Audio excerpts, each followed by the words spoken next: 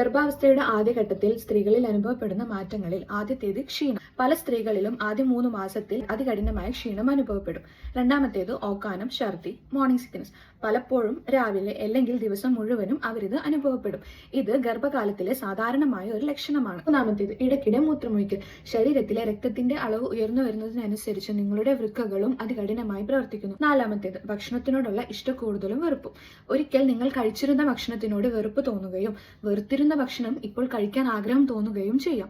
ഇത് സാധാരണമായ ഒരു കാര്യമാണ്. അടുത്തത് വയറുവീർക്കലും മലബന്ധവും. ശരീരത്തിലെ ഹോർമോണിന്റെ അളവ് കൂടുന്നതിനനുസരിച്ച് നിങ്ങളുടെ ദഹനത്തെ അത് പതുക്കെയാക്കുകയും മലബന്ധവും വയറുവീർക്കലും കാണാൻ സാധിക്കും. അടുത്തത് മൂഡ് സ്വിങ്സ് അല്ലെങ്കിൽ നമ്മുടെ മാനസികാവസ്ഥയിൽ ഉണ്ടാകുന്ന മാറ്റങ്ങൾ. ഈ പറഞ്ഞ ലക്ഷണങ്ങൾ പല സ്ത്രീകളിലും സാധാരണയാണ്, ഭയപ്പെടേണ്ട കാര്യമില്ല.